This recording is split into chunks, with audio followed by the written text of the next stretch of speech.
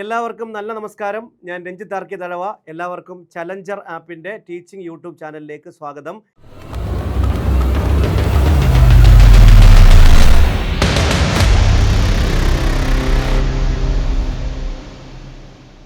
വന്നിരിക്കുന്നത് അവസാനഘട്ട തയ്യാറെടുപ്പിന് വേണ്ടിയാണ്, റിവിഷൻ തരാൻ വേണ്ടിയാണ്. കേറ്ററ്റ് പരീക്ഷയ്ക്ക് പോവുകയാണ്. ഇന്ന് കഴിഞ്ഞ് നാളെ കഴിഞ്ഞ് മറ്റന്നാൾ പരീക്ഷയാണ്. നാളെ നമ്മുടെ അവസാനത്തെ മാരത്തോൺ ലൈവ് സെഷൻ ഉണ്ട്. എല്ലാവരും നിങ്ങളുടെ മുമ്പിലേക്ക് എത്തുന്നു 6 മണിക്ക്. സോ ഇന്ന് വന്നിരിക്കുന്നത് ഇംഗ്ലീഷ് അവസാനഘട്ട പ്രിപ്പറേഷന് വേണ്ടിയാണ്. ഇതിനു മുമ്പ് ഞാൻ തന്ന ക്ലാസ് നിങ്ങൾ 2 കൈ നീട്ടിയാണ് സ്വീകരിച്ചത്. വളരെ നല്ല സപ്പോർട്ടാണ് നിങ്ങളുടെ ഭാഗത്തു നിന്നും കിട്ടിയത്. അതിൻ്റെ അർത്ഥം നിങ്ങൾക്ക് അത് മാക്സിമം പ്രയോജനപ്പെട്ടു എന്നുള്ളത് കൊണ്ട് വീണ്ടും അടുത്ത ക്ലാസ്സുമായി വന്നിരിക്കുകയാണ്. കേറ്ററ്റ് കാറ്റഗറി 1, 2, 3 പരീക്ഷയ്ക്ക് തയ്യാറെടുക്കുന്ന എല്ലാവർക്കും പ്രയോജനപ്രദമായ സിലബസ് അനുസരിച്ചുള്ള ക്ലാസ്സുകളും ടിപ്സുകളും അനുബന്ധ കാര്യങ്ങളും പറയാൻ വേണ്ടിയാണ് വന്നിരിക്കുന്നത്. ചാനൽ സബ്സ്ക്രൈബ് ചെയ്തിട്ടില്ലാത്തവർ അത്യാവശ്യമായിട്ട് സബ്സ്ക്രൈബ് ചെയ്യുക. വരുന്ന LP UPക്ക് നിങ്ങൾക്ക് ഈ ചാനൽ ഗുണപ്രദമായിരിക്കും. അതുകൊണ്ട് വൈകരുത്. So my dear friends, introduction പറഞ്ഞ് ഞാൻ നിങ്ങളെ ബോറടിപ്പിക്കുന്നില്ല. ക്ലാസ്സിലേക്ക് കടക്കുന്നു. പ്രധാനപ്പെട്ട ചോദ്യങ്ങൾ, ഒരിക്കലും വിട്ടു പോകാൻ പാടില്ലാത്ത ചോദ്യങ്ങൾ. Let's go for a film. Question tag ചോദിച്ചിരിക്കുന്നു. സിമ്പിളായിട്ട് പറഞ്ഞു തരാം, ഒരു റിവിഷൻ ആയിക്കോട്ടെ. ലെറ്റ്സ് എന്ന് വന്നാലും ലെറ്റസ് എന്ന് വന്നാലും ഇതിൻ്റെ ചുരുക്കെഴുത്താണ്. ലെറ്റസ് നോട്ട് എന്ന് വന്നാലും ആൻസർ ഒന്നാണ്, ഷാൾ വി. ഒന്നും ആലോചിക്കാതെ അങ്ങ് എഴുതി വെച്ചോണം. ഒരു ടിപ്സായിട്ട് അങ്ങ് പഠിച്ചു വെച്ചാൽ മതി. ലെറ്റ്സ് വന്നാലും ലെറ്റസ് വന്നാലും ലെറ്റസ് നോട്ട് വന്നാലും ഷാൾ വി. പോസിറ്റീവ് ആയാലും നെഗറ്റീവ് ആയാലും ഉത്തരം ഷാൾ വി. ഉത്തരം എന്താണ്? Shall we. എന്നാൽ പ്ലീസ് ലെറ്റസ് എന്ന് ചോദിച്ചാൽ വിൽ യു എന്ന് എഴുതണം. കാരണം അതൊരു റിക്വസ്റ്റ് ആണ്. അപ്പം പ്ലീസ് ലെറ്റസ് എന്ന് വന്നാൽ വിൽ യു എന്ന് എഴുതണം. ഇനി കേട്ടോ, ലെറ്റ് മീ എന്ന് വന്നാൽ എന്ത് വന്നാൽ? ലെറ്റ് മീ എന്ന് വന്നാൽ ഷാളായി എന്ന് എഴുതണം. എന്താണ്? ഷാളായി. പ്ലീസ് ലെറ്റ് മീ എന്ന് വന്നാൽ വിൽ യു എന്നും എഴുതണം. പ്ലീസ് ചേർന്ന് വരുമ്പോൾ അത് റിക്വസ്റ്റ് ആയതുകൊണ്ടാണ് വിൽ യു വരുന്നത്. ഇമ്പരേറ്റീവ് സെനൻസിൻ്റെ ടാഗ് വിൽ യു ആണ്. അല്ലാതെ ലെറ്റസ് എന്ന് വന്നാലും ലെറ്റസ് നോട്ട് എന്ന് വന്നാലും ലെറ്റ്സ് എന്ന് വന്നാലും ഷാൾ വി ആണ്. ലെറ്റ് മീ എന്ന് പറഞ്ഞാൽ ഷാൾ ഐ ആണ് എഴുതേണ്ടത്. ഓക്കെ, ഇതിൻ്റെ ഒരു ആദ്യത്തെ ക്ലാസ് ഉണ്ട്. ആ ക്ലാസ് കാണണം കേട്ടോ എല്ലാവരും. അത് കണ്ടിട്ടാണ് ഇത് കാണേണ്ടത്. എങ്കിലും കുഴപ്പമില്ല, കണ്ടിന്യൂഷൻ അല്ല എങ്കിലും റിവിഷനാണ്, അനുബന്ധമായിട്ടുള്ള കാര്യങ്ങളാണ്. ക്വസ്റ്റ്യൻ ടാഗിൻ്റെ ഒരു റൂളും കൂടെ പറഞ്ഞുതരാം. ക്വസ്റ്റ്യൻ ടാഗുമായിട്ട് ബന്ധപ്പെട്ട ഒരു റൂൾ കൂടെ പറഞ്ഞുതരാം. This is a car. ദിസും ദാറ്റും സബ്ജക്റ്റ് ആയിട്ട് വന്നാൽ ഇറ്റാണ് എഴുതേണ്ടത്. അതാണ് അടുത്ത ടിപ്പ്. ഈസ് വന്നുകൊണ്ട് ഈസിൻ്റെ, ദിസും ദാറ്റും വന്നാൽ ഇറ്റ്. ദിസും ദാറ്റും ക്വസ്റ്റ്യൻ ടാഗിൽ വന്നാൽ, ചോദ്യത്തിൽ വന്നാൽ ഉത്തരത്തിൽ ഇറ്റ് എഴുതണം. ഒരു കാര്യം ഇവിടെ പഠിച്ചു. ദീസും ദോസും സബ്ജക്റ്റ് ആയിട്ട് വന്നാൽ ദേ എഴുതണം. ദീസ് ആർ മാംഗോസ്, ആറിൻ്റെ ദേ എന്നാണ് എഴുതേണ്ടത്. ഒന്നുകൂടെ പറയാം. ലെറ്റ്സ് വന്നാൽ ഷാൾ വി, ലെറ്റസ് വന്നാലും ഷാൾ വി, ലെറ്റസ് നോട്ട് വന്നാലും ഷാൾ വി. പ്ലീസ് ലെറ്റസ് എന്ന് വന്നാൽ വിൽ യു. ലെറ്റ് മീ എന്ന് വന്നാൽ ഷാളായി, പ്ലീസ് ലെറ്റ് മീ എന്ന് വന്നാൽ വിൽ യു. ദിസും ദാറ്റും വന്നാൽ ഇറ്റ് എഴുതണം. ദീസും ദോസും വന്നാൽ ദേ എഴുതണം. കുറേ റൂളുകൾ കഴിഞ്ഞ ക്ലാസ് ഞാൻ പറഞ്ഞിരുന്നു. ക്വസ്റ്റ്യൻ ടാഗ് ഒരു ഏകദേശം റിവിഷൻ ആകും. Okay. 2, he studying in dash university. എപ്പോഴും ചോദിക്കുന്നേ. യൂണിവേഴ്സിറ്റി എന്ന് മാത്രം വന്നാൽ കൂടുതൽ സാധ്യത എ ആയിരിക്കും. ഒരു യൂണിവേഴ്സിറ്റി എന്നർത്ഥം, സൗണ്ട് യായതുകൊണ്ട്. എന്നാൽ യൂണിവേഴ്സിറ്റിയുടെ പേരാണ് വരുന്നതെങ്കിൽ, യൂണിവേഴ്സിറ്റി ഓഫ് കേരള എന്നാണെങ്കിൽ ദ എഴുതണം. യൂണിവേഴ്സിറ്റിയുടെ പേരിന് മുമ്പിൽ നിർബന്ധമായിട്ടും ദ ഉപയോഗിക്കണം. എന്നാൽ അടുത്ത റൂള് കേട്ടോണം. അതേ പേര് തിരിച്ചെഴുതുക. സ്ഥലം ആദ്യം പറഞ്ഞിട്ട് യൂണിവേഴ്സിറ്റി എന്ന് പറയുക. കേരള യൂണിവേഴ്സിറ്റി എന്ന് വന്നാൽ ആർട്ടിക്കിൾ ആവശ്യമില്ല, നോ ആർട്ടിക്കിളാണ് എഴുതുന്നത്. അതേപോലെ മഹാത്മാക്കളുടെ പേരിൽ തുടങ്ങുന്ന മഹാത്മാഗാന്ധി MG യൂണിവേഴ്സിറ്റി എന്ന് പറയുമ്പോഴും പേരായതുകൊണ്ട് നോ ആർട്ടിക്കിൾ ഉപയോഗിക്കണം. ആർട്ടിക്കിളുമായിട്ട് ബന്ധപ്പെട്ട് വളരെ പ്രധാനപ്പെട്ട ഒരു ടിപ്പ്, പരീക്ഷകളിൽ ഇരിക്കുമ്പോൾ ഓർമ്മ വേണം. യൂണിവേഴ്സിറ്റി എന്ന് മാത്രം പറഞ്ഞാലേ, യൂണിവേഴ്സിറ്റി ഓഫ് കേരള, യൂണിവേഴ്സിറ്റിയുടെ പേര് university of Kerala, university of Madras, university of Calicut, university of Oxford, the ഉപയോഗിക്കണം.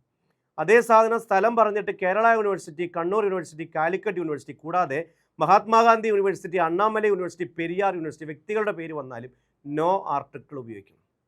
ഒരെണ്ണം കൂടെ പറഞ്ഞുതരാം കേട്ടോ. ഇന്ത്യയിലെ ഒരു സംസ്ഥാനത്തിന് മുമ്പിൽ ദ ഉപയോഗിക്കും, അത് പഞ്ചാബാണ്, the Punjab.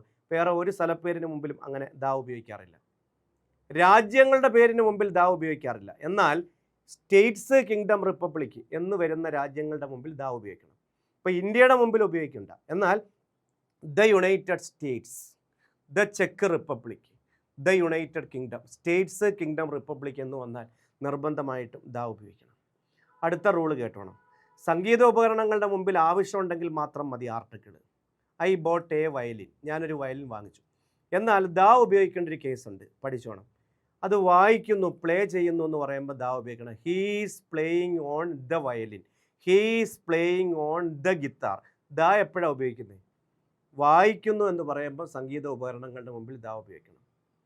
Holy books, epics ഇവയുടെ പേരിന് മുമ്പിൽ നിർബന്ധമായിട്ടും ദ ഉപയോഗിക്കണം. The Ramayana, the Mahabharata, the Bible, the Quran, the Iliad, the Odyssey Greek ഇതിഹാസങ്ങളാണ്. എന്നാൽ എഴുത്തുകാരൻ്റെ പേര് പറഞ്ഞിട്ടാണ് എപ്പിക്കിൻ്റെ പേര് പറഞ്ഞെങ്കിൽ നോ ആർട്ടിക്കിൾ. ഉദാഹരണം, he's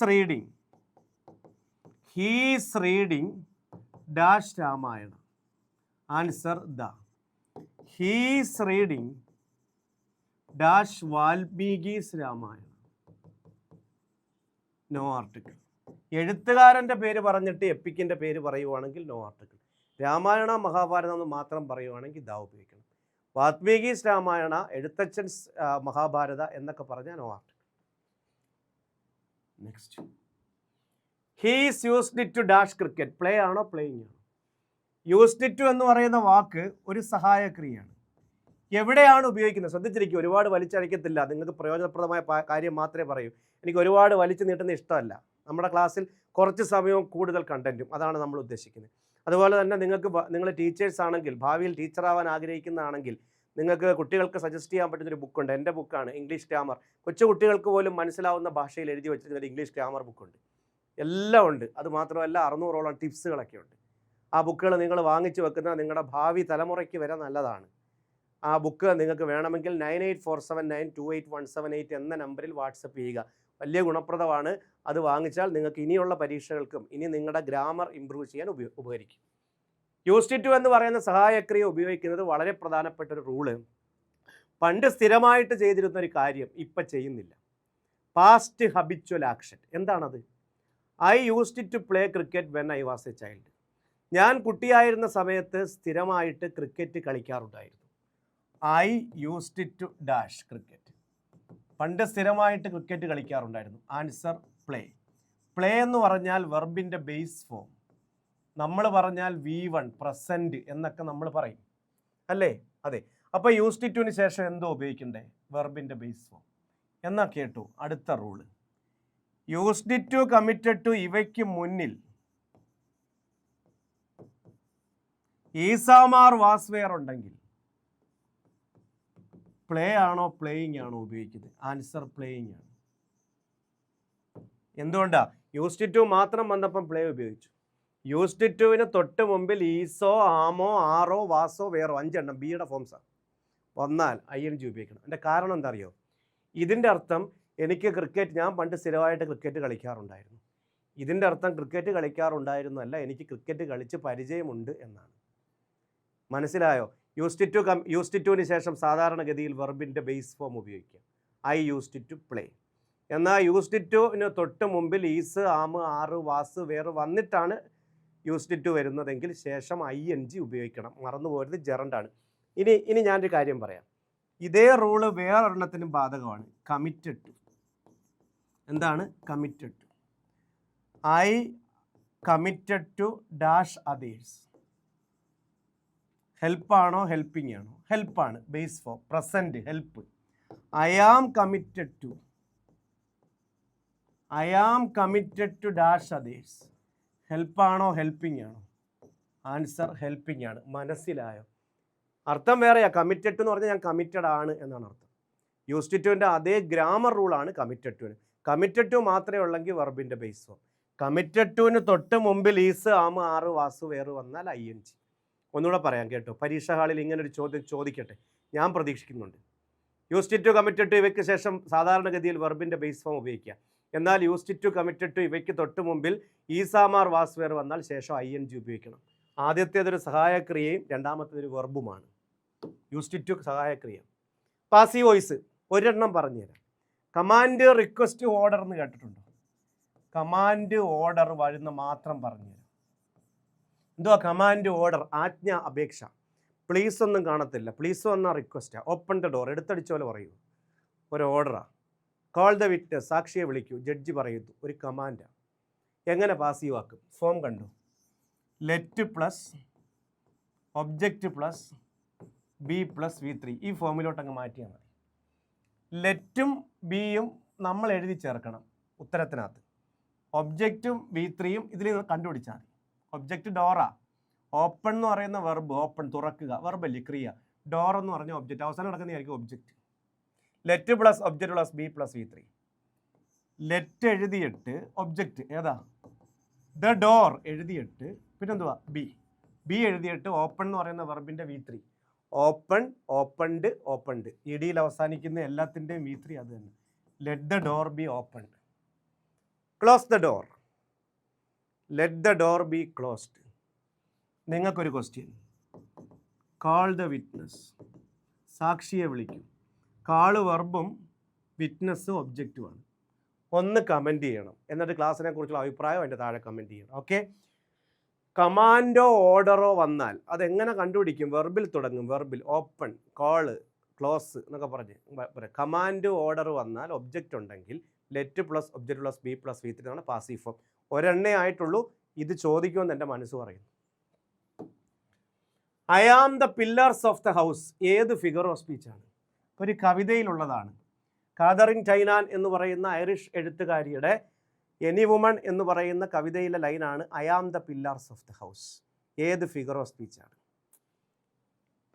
is, am, are, was, were ചേർത്താണ് ഫിഗർ ഓഫ് സ്പീച്ച് ചോദിക്കുന്നതെങ്കിൽ അത് മെറ്റഫർ ആയിരിക്കും. മെറ്റഫർ ആയിരിക്കും. ഇപ്പം ഞാൻ നിങ്ങൾക്കൊരു ഉദാഹരണം പറയാം.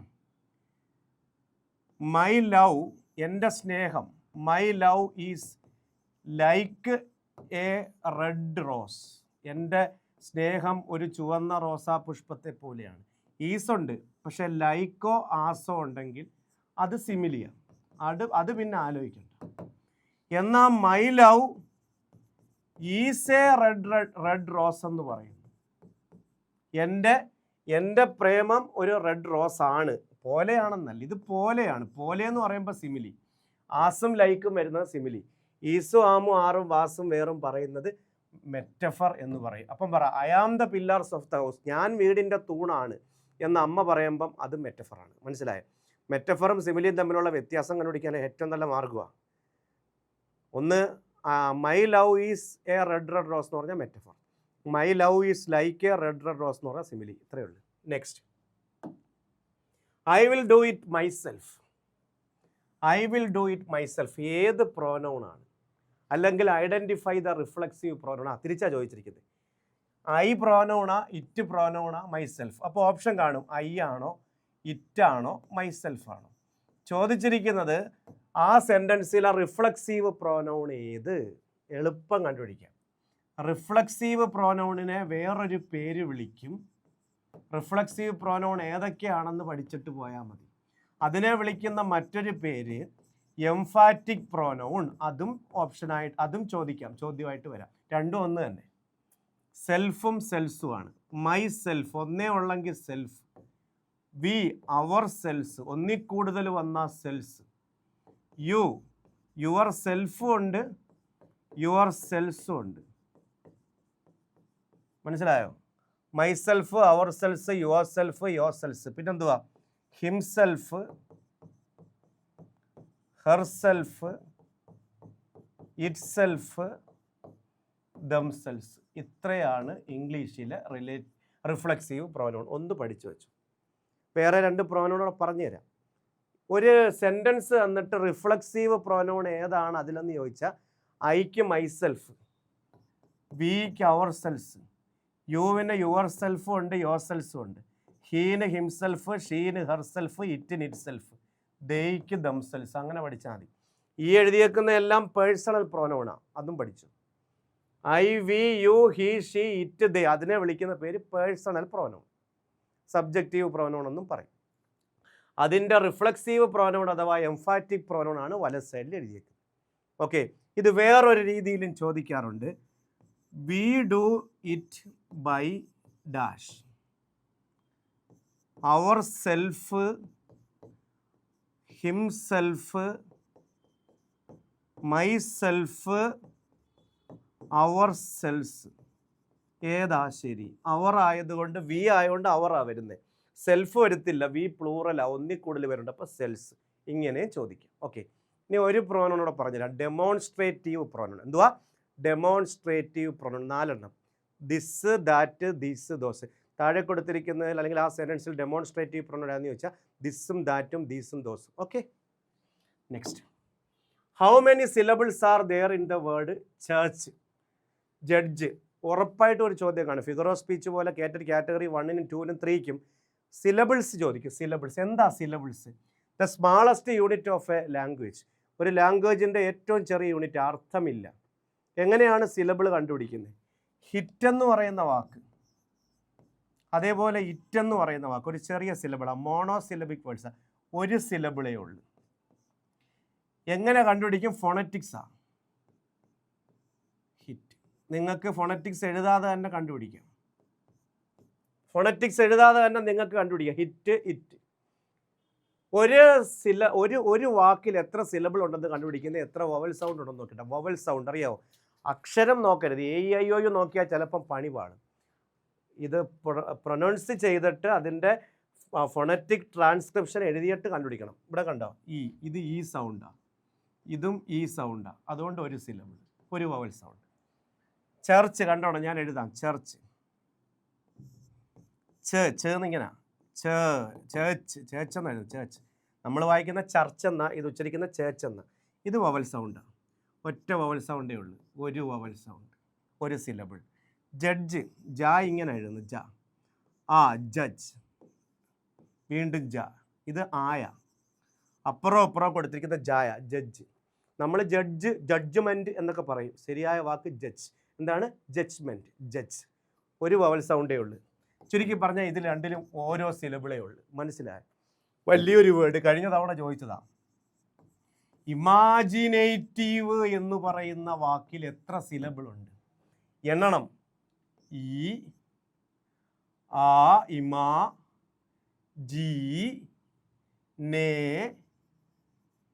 TIE, V. അവസാനത്തെ നിങ്ങൾ ഈ എടുത്തുകൊണ്ട് നിങ്ങൾ വവലാണെന്ന് നിങ്ങൾ തെറ്റിദ്ധരിക്കും. തെറ്റ്. അവസാനം വരുന്ന ഈ അത് വവലായിട്ട് കൂട്ടത്തില്ല. അതിൻ്റെ കാരണം ആ സൗണ്ട് അവിടെ വരുന്നില്ല. വ് എന്ന അവസാനിക്കുന്നു. ഇത് ആ ഈ സൗണ്ട് ഈ ഫോണറ്റിക്സ് വരുന്നില്ല. അതുകൊണ്ടാണ് എത്ര 1, 2, 3, 4, 5 ബാക്കിയുള്ള എല്ലാ വവലും എണ്ണിക്കും. എക്സാമിനേഷൻ, എക്സാമിനേഷൻ എത്ര സിലബിൾ ഉണ്ട്? എഴുതുന്ന ഇങ്ങനെ examination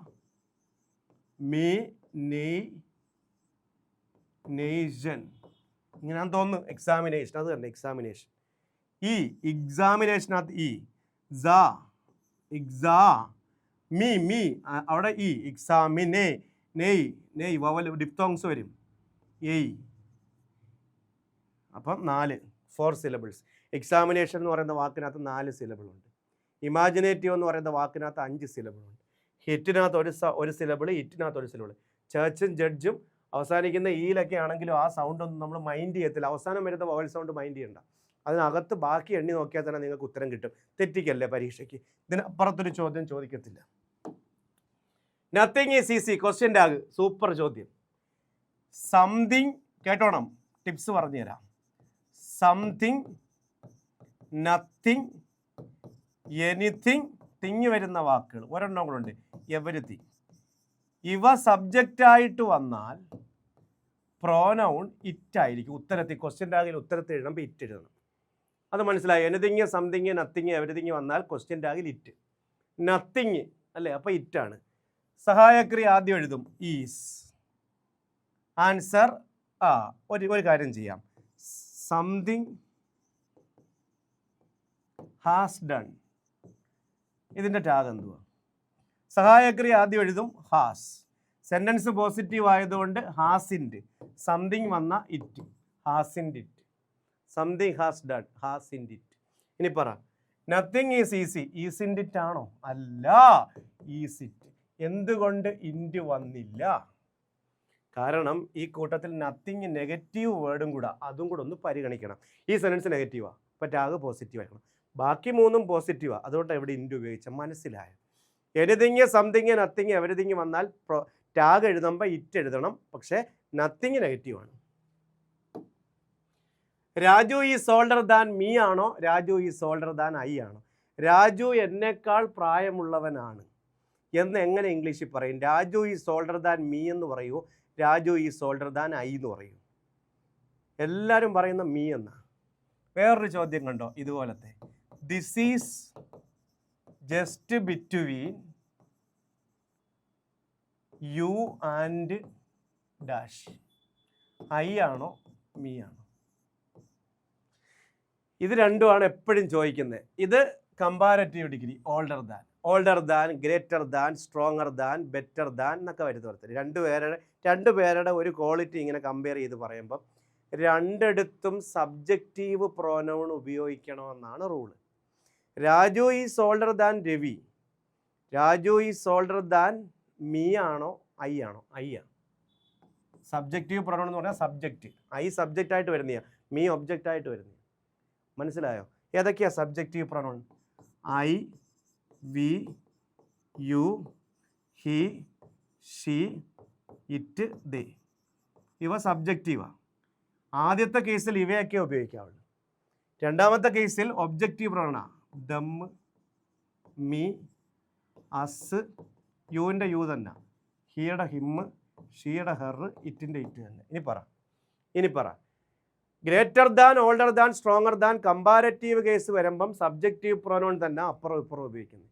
Raju is older than I, Raju is older than he, Raju is older than she. കണ്ട, Raju is greater than they, them എന്ന് പറയത്തില്ല. മനസ്സിലായോ? എന്നാൽ ഇവിടെ this is just between you and I എന്ന് പറയത്തില്ല, ഇവിടെ ഒബ്ജക്റ്റീവാണ്. ഇവിടെ എപ്പോഴും ഒബ്ജക്റ്റീവും ഇവിടെ എപ്പോഴും സബ്ജക്റ്റീവും. This is just between you and me, ഇത് ഞാനും നിങ്ങളും തമ്മിലുള്ള കാര്യം. ബിറ്റ്വീൻ വരുമ്പോൾ അങ്ങനെ ഉപയോഗിക്കുന്നത്. ഓക്കെ, അങ്ങനെയാണെങ്കിൽ പറ, this is just between you and he എന്ന് പറയുമോ, യു ആൻഡ് ഹിം എന്ന് പറയും? നീയും അവനും തമ്മിലുള്ള കാര്യം.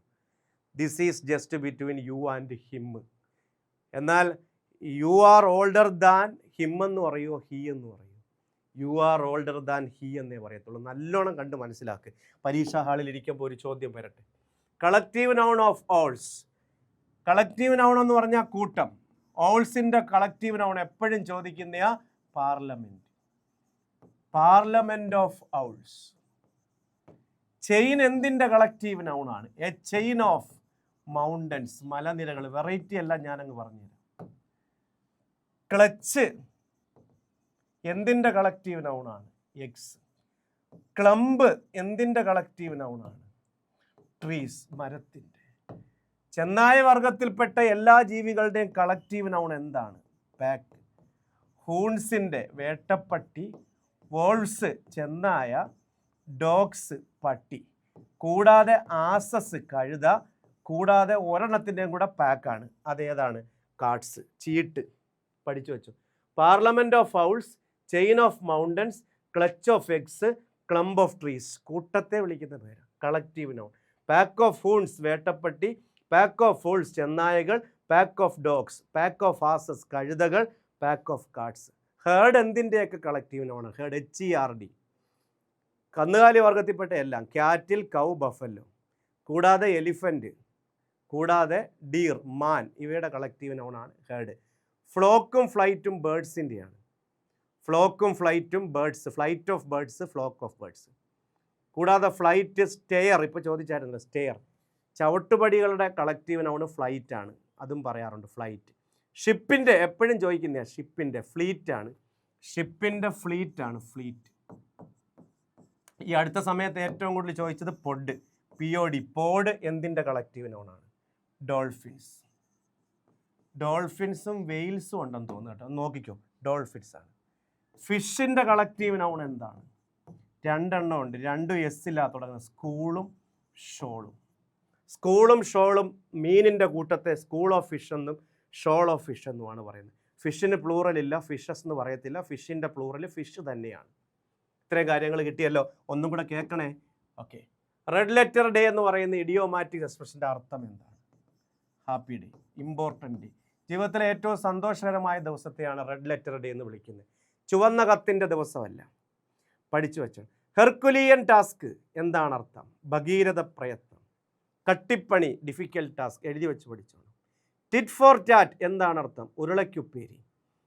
ഇങ്ങോട്ട് എങ്ങനെ പറഞ്ഞോ അതുപോലെ തിരിച്ചു പറയുക. Repayment of ham in almost same way.